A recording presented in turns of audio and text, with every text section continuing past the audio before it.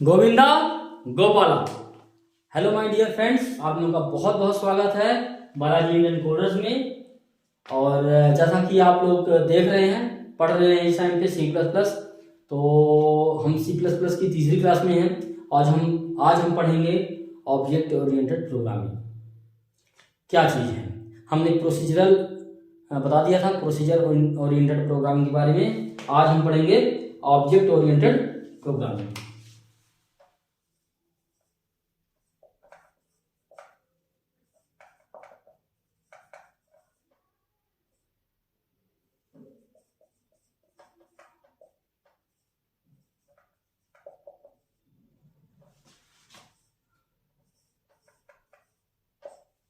इसको ओप्स भी कहते हैं, ऑब्जेक्ट ओरिएंटेड प्रोग्रामिंग शॉर्टकट में। हम हर बार इसको ऑब्जेक्ट ओरिएंटेड प्रोग्रामिंग नहीं बोलेंगे, हम बीच बीच में इसको ओप्स का शॉर्टकट नेम यूज करेंगे, ओप। तो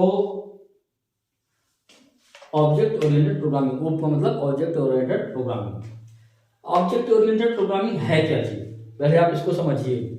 आप ये देखिए कि जो भी इस वर्ल्ड में है, इस वर्ल्ड में जो भी कुछ है, जो भी आपके सामने दिखता है, आपको इस पूरे संसार में जो भी दिखता है वो एक ऑब्जेक्ट है। हर एक चीज ऑब्जेक्ट है। जैसे हमने एक कपड़ा पहना हुआ है, एक ऑब्जेक्ट है। इस कपड़े में देखिए ये ऊन का है, ठीक है ना। तो उसमें उलन है, उलन में क्या क्या चीज है, इस ऑब्जेक्ट में क्या क्या चीज है। तो एक तो उलन है, इसका ऑब्जेक्ट का पार्ट्स जो है, एक ऑब्जेक्ट के कई पार्ट हो सकते हैं, लेकिन ऑब्जेक्ट एक होता है। फिर उसके कई अलग अलग ऑब्जेक्ट, जैसे जैसे ऑब्जेक्ट हम बनाते कैसे हैं, तो उसके बिहेवियर के अकॉर्डिंग हम उसको ऑब्जेक्ट में कैटेगराइज करते हैं। तो ये एक वुलन ऑब्जेक्ट है, ठीक है ना। इसमें जो है तो रेड कलर का भी है, इसमें कलर है ऑब्जेक्ट एक इसमें जो है तो प्रॉपर्टी है। इस वुलन में एक कलर प्रॉपर्टी है ये। फिर इसमें जो है तो इसमें सिलाई भी हुई होगी, तो इसमें जो है तो वो फंक्शन है सिलाई होना, ठीक है ना, फंक्शन किया है उसने। फिर इसमें जो है तो और कुछ अगर इसमें और एक्स्ट्रा है तो ये डाल सकते हैं। जैसे आप मान लीजिए कि ये बोर्ड है, बोर्ड एक ऑब्जेक्ट है, ये पूरा पूरा बोर्ड ऑब्जेक्ट है। सपोज समझने के लिए देखिए आप, तो ये बोर्ड है। अब इस बोर्ड में क्या क्या चीजें हैं ऑब्जेक्ट के अंदर, तो एक ऑब्जेक्ट क्या है, एक तो इसमें कवर जो फ्रेम दिया हुआ है, ऑब्जेक्ट सॉरी प्रॉपर्टी है इसकी, जो है तो ये प्रॉपर्टी है, ठीक है ना। इस प्रॉपर्टी में आप जो है तो इसकी एक प्रॉपर्टी है, इसमें जो है तो आप क्या कर रहे हैं, तो जैसा कि मैंने आपको बताया कि इसमें एक फ्रेम जो है प्रॉपर्टी है। फिर दूसरा क्या चीज है, कॉर्नर्स ये चारों जो हैं, कॉर्नर्स भी एक प्रॉपर्टी है। प्लस ये जो आपके मैग्नेट्स हैं, ये भी एक प्रॉपर्टी है। ये एक बोर्ड में व्हाइट कलर का जो फ्रेम लगा हुआ, व्हाइट कलर का जो आपका डैशबोर्ड है, इसमें जो भी है, इसमें जो लिखने के लिए बोर्ड बना हुआ है, वो एक प्रॉपर्टी है, इसमें हम लिख सकते हैं। प्लस इसमें लिखना एक फंक्शन है। तो इस तरीके से जो है तो आपकी ये जो है टंगाने के लिए जो बने हुए हैं, कील लगे हुए हैं, जो आपके हुक बने हुए हैं, वो भी एक प्रॉपर्टी है।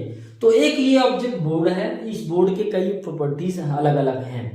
तो आपकी ये प्रॉपर्टीज जो है तो मेंबर्स कहलाते हैं, इसको मेंबर्स कहलाते हैं। प्रॉपर्टी और फंक्शन कुल मिलाकर के, दोनों मिलाकर के, प्रॉपर्टी और फंक्शन मिलाकर के मेंबर कहलाता है। ये ऑब्जेक्ट मेंबर्स हैं दोनों। तो इस तरीके से आप जो है किसी भी चीज को ले सकते हैं, कोई भी चीज आपका जो इंटायर द वर्ल्ड एंटिटी है, तो उसको ऑब्जेक्ट में फॉर्म में लिख सकते हैं हम किसी भी चीज को।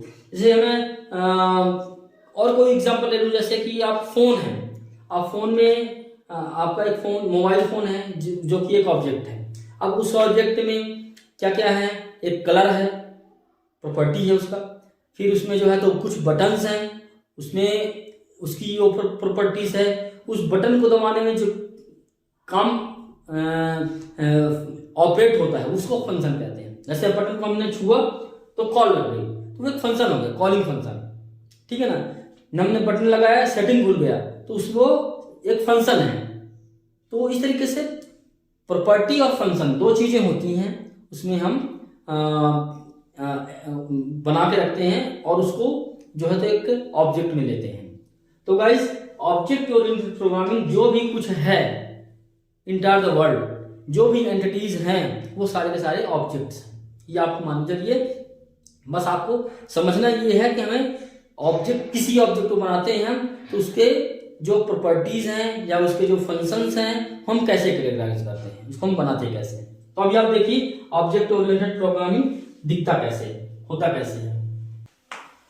तो जैसे इसमें क्या है कि हमारा एक ऑब्जेक्ट हम बनाते हैं यहां पे, ऑब्जेक्ट, ठीक है ना, एक ये ऑब्जेक्ट है, इस ऑब्जेक्ट का नाम दे दिया हमने ए, ऑब्जेक्ट ए। इसके अंदर क्या है, प्रॉपर्टी है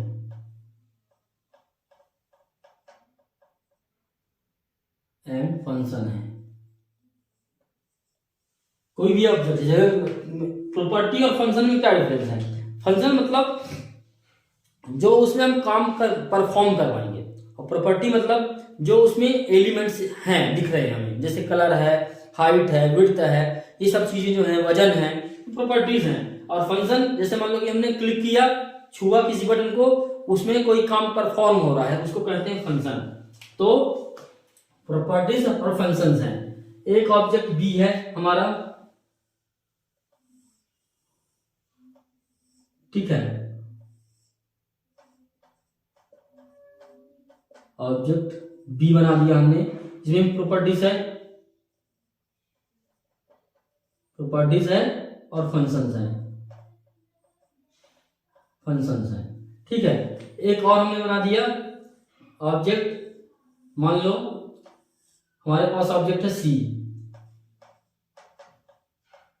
ऑब्जेक्ट सी जिसमें प्रॉपर्टीज है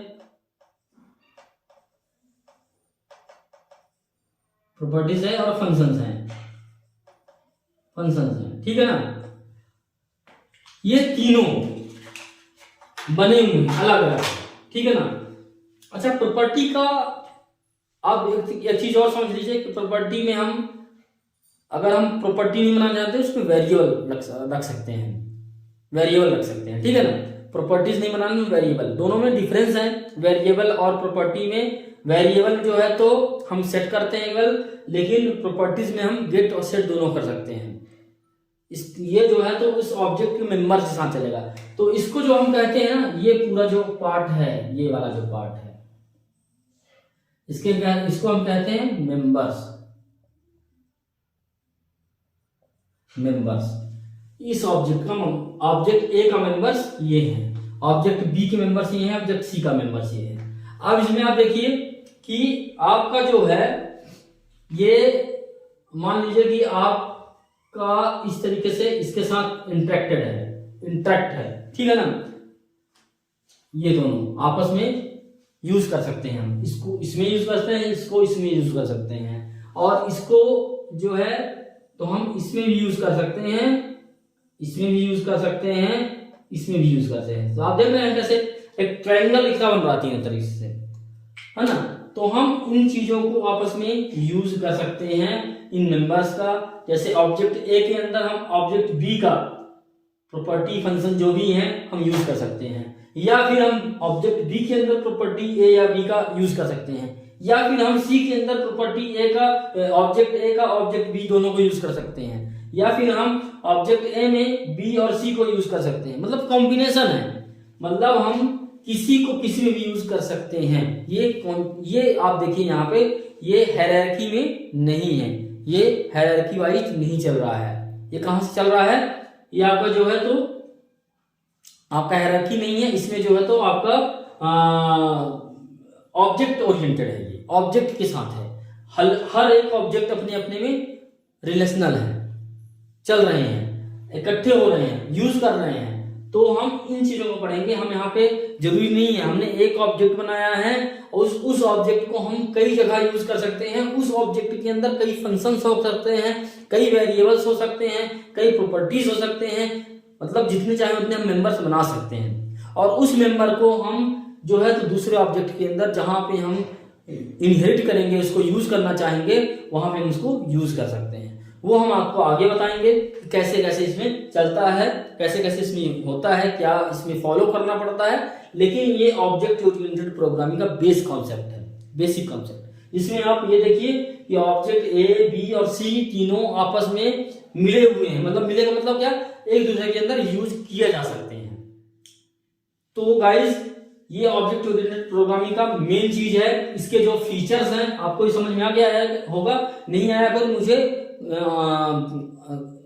कमेंट बॉक्स में जरूर बताइएगा, क्योंकि ये ऑब्जेक्ट ओरिएंटेड प्रोग्रामिंग का बेसिक चीज है, बिल्कुल बेसिक। अगर ये नहीं आएगा तो आपको आगे चीजें नहीं आएंगी, तो आपको पहले ये समझना बहुत जरूरी है। फिर जो है तो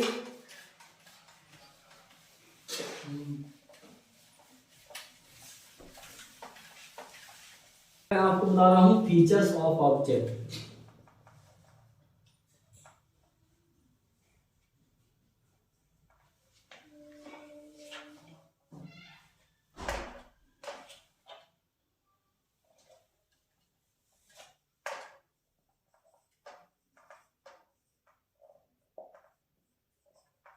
फीचर्स ऑफ ऑब्जेक्ट, ऑब्जेक्ट के फीचर क्या हैं, क्या क्या इसमें अच्छाइयां हैं, ये कह सकते हैं इसके फीचर्स क्या हैं। अच्छाइयां क्या मतलब इसमें जो भी हैं इसकी गुणवत्ता क्या, गुण क्या है इसके। तो क्या है, प्रोग्राम आर डिवाइडेड इनटू, पहला है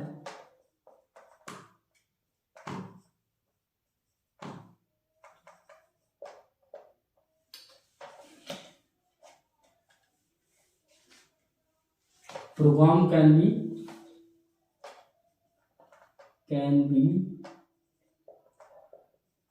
divided in many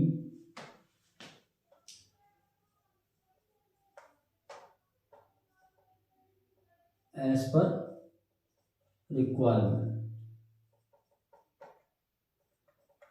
ठीक है। तो पहला फीचर ये है program can be divided in many parts as per the requirement. जैसी हमारी रिक्वायरमेंट हो उसको हम छोटे छोटे टुकड़ों में अलग अलग क्लासेस में ऑब्जेक्ट में बना करके हम इसको यूज कर सकते हैं। पहला इसका बहुत अच्छा फीचर है ये कि हम इसको, जैसे मान लीजिए कि आपको एक बहुत बड़ी चीज दे दी जाए और बोला जाए पढ़ो, तो उसको पढ़ने में समझने में दिक्कत होगी। लेकिन अगर छोटी छोटी चीज, इतना बड़ा फिर इतना बड़ा फिर इतना अलग अलग जगह दे दिया जाए, इतना पढ़ो, केवल 4 लाइन पढ़ो, 10 लाइन पढ़ो, 5 लाइन पढ़ो, तो आपको इजीली समझ में आ जाएगा। तो ये क्या करता है, छोटे छोटे पार्ट में हम डिस्ट्रीब्यूट करके और एक जगह यूज कर सकते हैं। दूसरा है कि डेटा स्ट्रक्चर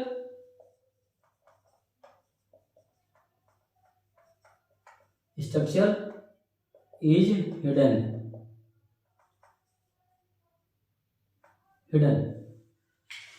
क्या है इसका मतलब, डाटा स्ट्रक्चर क्या है, हिडन है।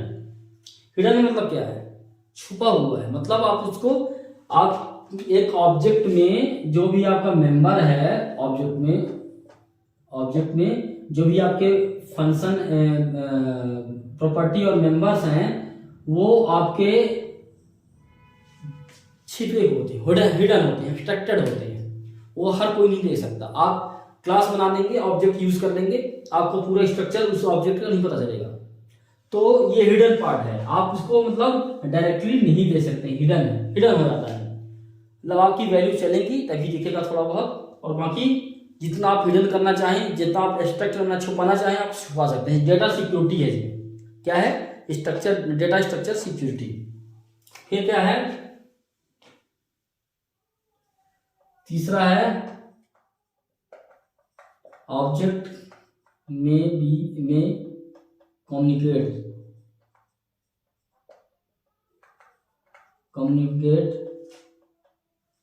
Each other.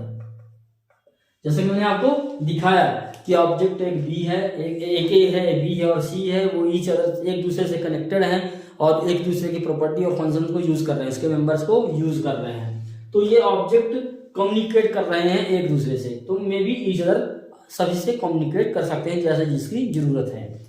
फिर आपका क्या है, चौथा है आपका कि इसका जो है डिजाइन अप्रोच क्या है, बॉटम टू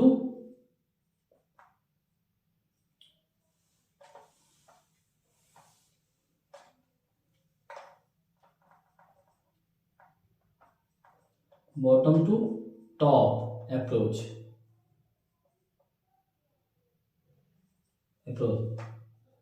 ठीक है ना। बॉटम टू टॉप अप्रोच है इसका मतलब। कहने का क्या है कि ये बॉटम से टॉप की तरफ चलता है। मतलब हम डिजाइन अगर करें हम तो पहले छोटे छोटे फंक्शंस जो इंडिपेंडेंटली हैं उनको हम बना लें, फिर जो डिपेंड हैं इन जो छोटे फंक्शन से तो उसको बनाएं हम, फिर इसको कॉल कर लें हम, फिर ऊपर तरफ जाएं, फिर ऊपर तरफ जाएं और लास्ट में इसको यूज कर लें हम। तो कहने का मतलब क्या है, बॉटम टू अप मतलब नीचे से ऊपर की तरफ है।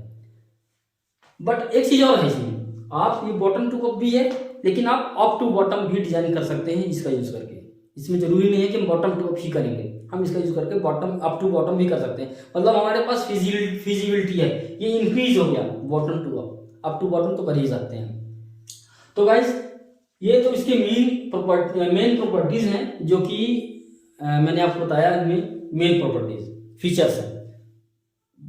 बाकी जो हम बेसिक कंसेप्ट हैं वो कंसेप्ट ऊप्स का जो होता है, जिसमें जो चीज फॉलो करती हैं अगर ये चीज हो जाए तो वो ऑब्जेक्ट ओरिएंटेड प्रोग्रामिंग कहलाता है। वो कंसेप्ट क्या है मैं आपको बताता हूं। वो है आपका पहला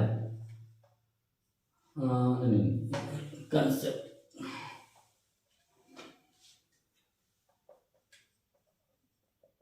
बेसिक concepts ऑफ ओप्स। इसको ओप्स कहते हैं, ऑब्जेक्ट ओरिएंटेड प्रोग्रामिंग। तो बेसिक कंसेप्ट ऑफ ओप्स क्या है, पहला क्लासेस कह सकते हो आप, क्लासेस। दूसरा ऑब्जेक्ट्स, ठीक है ना। तीसरा डेटा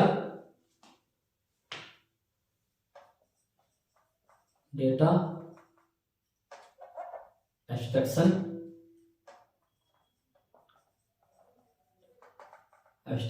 एंड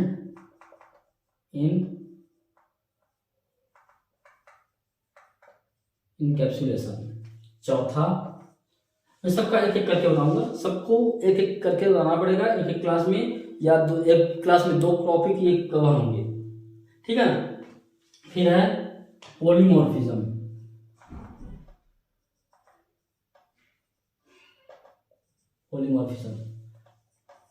पांचवा है इसमें आपका डायनेमिक बाइंडिंग।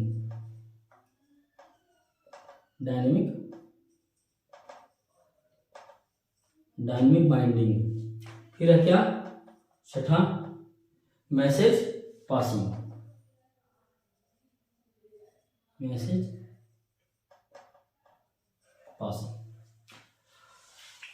ये 6 मेन फीचर हैं। ये जो हैं 6 जो हैं मेन फीचर हैं। इसमें जो है आपका क्लास है, ऑब्जेक्ट है, डेटा एब्स्ट्रैक्शन है, पॉलीमॉर्फिज्म है, बेसिक डायनेमिक बाइंडिंग है और मैसेज पासिंग है। अब ये जो 6 किसी के अंदर कहीं भी प्रोग्रामिंग आपको मिलता है, ये कंसेप्ट किसी भी प्रोग्राम में ये इम्प्लीमेंट किया हुआ मिलता है अगर ये 6 चीज, तो इसका मतलब ये ओप्स है, ठीक है।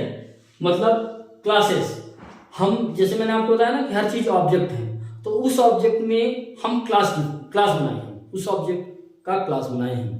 जैसे मान लो कि ये वुलन का मैंने बताया था एग्जांपल, क्लास एक ऑब्जेक्ट है, तो हम उसको हम जो है तो क्या करेंगे, क्लास बनाएंगे, फिर उसका हम ऑब्जेक्ट बनाएंगे, फिर ऑब्जेक्ट बनाकर हम इसको यूज करेंगे। तो इन सब चीजों को वन बाई वन इनको जो है तो एक्सप्लेन करना पड़ेगा और करके दिखाना पड़ेगा, तब जाकर के ये ऊप्स के कंसेप्ट क्लियर होंगे। तो गाइस मुझे यकीन है कि अभी तक का जो क्लास है यहाँ तक का समझ में आया होगा, क्योंकि इसके बाद जब क्लास होनी है क्लास ऑब्जेक्ट एब्स्ट्रैक्शन इनकैप्सुलेशन की, ये जो है तो ये मोर पावरफुल है और यही है मतलब ऑब्जेक्ट ओरिएंटेड की रीढ़ की हड्डी, यही कह सकते हैं आप, बैकबोन है ये ऑब्जेक्ट ओरिएंटेड की। तो आपको केवल यही चीज समझना है और यही चीज पूरा रूप है प्रोग्रामिंग। बाकी आपका जो फॉर लूप, डिसीजन मेकिंग, मतलब लूपिंग है, डिसीजन मेकिंग है, वेरिएबल, डेटा टाइप, वो सब सेम यूज होंगे, सेम चीज यूज होते हैं। इनके मॉडल के आधार पर इस मॉडल को हम जब तैयार करेंगे, बनाएंगे, तो वही यूज होंगे, मतलब इंटरनली यही होंगे, लेकिन ऊपर से वाइड अप होगा। तो आपको यही सारी चीजें देखना है। हम आपको नेक्स्ट क्लास में मिलते हैं इनके सेपरेट डेफिनेशन के साथ, सेपरेट एग्जाम्पल के साथ, और यही ट्राई करेंगे कि आपको जितना ज़्यादा है उतना मैं आपको बता सकूं कि ये क्या चीज़ होता है, क्यों होता है, कैसे होता है और कब होता है। सभी का एक एक करके सभी का एग्जाम्पल बताएंगे। तो गाइज हम आपको नेक्स्ट क्लास में मिलते हैं, तब तक के लिए थैंक यू, बाय।